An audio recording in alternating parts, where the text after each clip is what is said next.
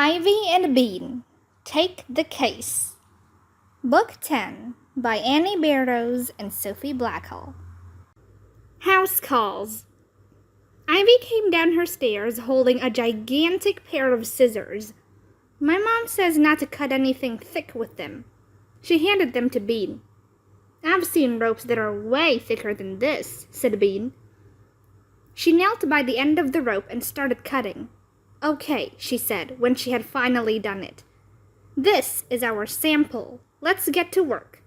She stood up. Where are you going? Asked Dino. We're going to find our suspect, said Bean. Our what? Asked Prairie. Suspects are people who might have done it, explained Bean. We're going to look in people's basements and sheds and stuff. If we see a yellow rope, then we know that person is probably the one who's doing it. Get it? They got it. First stop is your house, said Bean to Dino. My house? Shouted Dino. I didn't do anything. Okay, but what about your dad? Asked Bean. Or Matt. Everyone called Dino's brother Crummy Matt except Dino. It was hard to remember to call him just plain Matt when Dino was around. It wasn't my dad or Matt, said Dino. They're on a field trip, but you can look in our basement if you want. Dino's basement was surprising, but not because there was yellow rope in it. There were lots of paintings in it, and they were all of clouds. Dino's dad had painted them. At Sophie S.'s house, they kept their junk in the garage. There was plenty of junk in there, but no rope. Ruby and Trevor's house was the neatest place in the world. Even in the shed, all the stuff was in baskets, and each basket had a little sign on it. Ivy and Bean found green garden string, but no rope. They went to Prairie's house, Sophie W.'s house, and Jake the teenager's house. Jake the teenager said his gecko was sleeping, so they couldn't come in, but he said he knew for sure he didn't have any yellow rope. Then they went to Ivy's house and Bean's house, too, just to be fair. They saw many interesting things, but not one of the things they saw was a yellow rope. After that, everyone went to Bean's office to rest. Bean sat in her spinny chair, thinking. They had done all the kid houses. 8 kid houses, no rope. That left 8 houses with no kids, or tiny kids, or grown-up kids. How was she going to get into those basements and sheds? Could she sneak in? She might have to break a window. Al 7 would do it in a second. Al 7 had probably never been grounded. Ivy cleared her throat.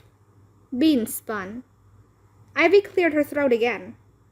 Bean looked at her. What? Ivy wiggled her eyebrows. She tossed her hair. Bean gave Ivy a bug-eyed look. What? Ivy tapped her nose. What? Bean shouted. I have an idea, yelled Ivy. Everyone looked up. Well, I do, she said.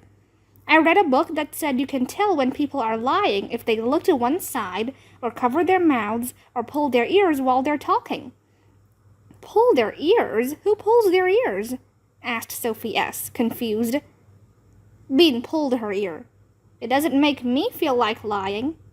No, said Ivy. It doesn't make you lie to pull your ear, but if you are lying, you'll pull it. Oh, Bean thought about that. Great. Don't you get it? Asked Ivy. We go around Pancake Court. We ring the doorbell and show people the rope. We say, have you seen this rope before? Everyone will say no, but if they look to one side, or cover their mouths, or pull their ears while they say it, they're lying. And then, Ivy smiled, we have our suspect. Plan ahead. The Tangs weren't home. Mr. Columby scratched his neck. Nope. Kalia said, potty, potty, potty. Kalia's mom said, sorry, I don't think so, girls. Oh, honey, yuck. Mr. Enser, who was really incredibly old, rubbed his forehead and said, don't need any rope. Thanks anyway. I love your hat, squealed Eleanor, who lived in the blue house. A rope? Give them enough rope. You kids are wild. Great. Mr. Larson was talking on his phone. Not now. No rope?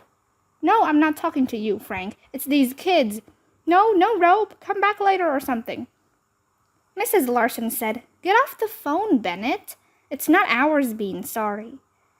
Fester the dog barked. There was nobody at his house except him. Ivy took a deep breath. She took one step onto Mrs. Trantz's front path. Like magic, the door opened, and Mrs. Trantz was standing on her porch. What are you doing in my garden, little girl? Yelled Mrs. Trantz. Hi, Mrs. Trantz, began Ivy politely. Don't Mrs. Trantz me, yelled Mrs. Trantz, not politely. What are those children doing on the sidewalk there? Is that Bernice? She peered at Bean, who was bravely standing at the edge of Mrs. Trantz's white gravel, and at the other kids, who were sort of crouched in the hedge next door.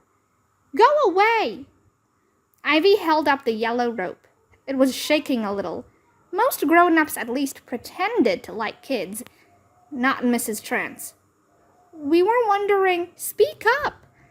We were wondering, Ivy said a little louder. Stop whispering! Ivy's face turned red, and the rope shook a little more. She began, and now her voice was shaking too.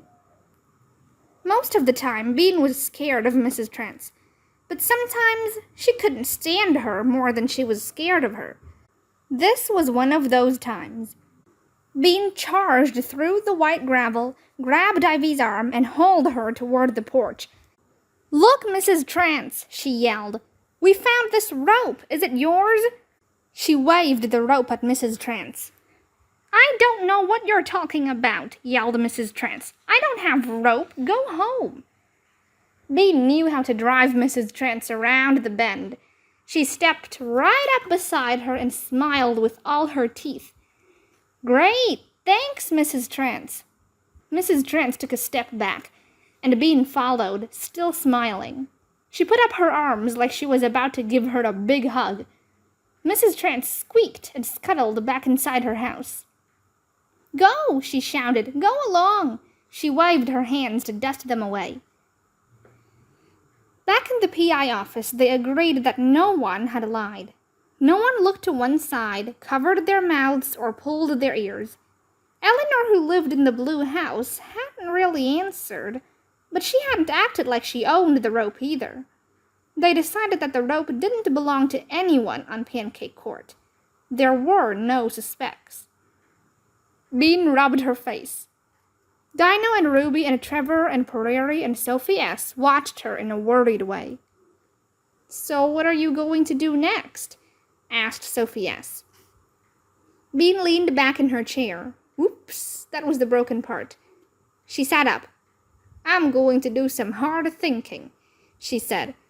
Al Seven had said the same thing when he was sitting in his car. Thinking about what? Asked Prairie. Secret, said Bean. She straightened her papers. Tomorrow morning I will reveal my plan.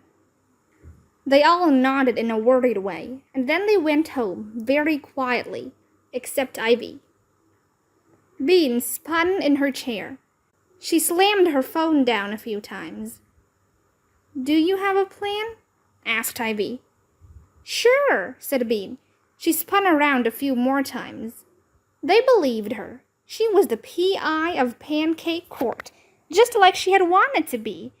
Dino and Sophie S. and Ruby and Trevor and Prairie were all expecting her to catch Mr. Whoever tied the yellow rope. They were going to be mad if she didn't. I sort of have a plan, she said. A little bit. Ivy twiddled her hair. What would Al Seven do? He'd sit in his car. You think your dad would let you sit in his car? Ivy asked. Bean sighed. Probably not. When Bean was a little kid, she had locked herself in her dad's car and honked the horn. For a long time. Ever since then, she wasn't allowed to sit in the car by herself. I don't think it would do any good anyway, she said. It isn't sitting in the car that solves Al's cases, it's thinking. Ivy nodded. Okay. She watched Bean think. Bean thought. The more she thought, the more she didn't know who had tied the yellow rope. How did Al 7 do it? Maybe it'll come to you in a dream, said Ivy. Sometimes that happens in books. Maybe, said Bean. You'd better go to bed early, said Ivy.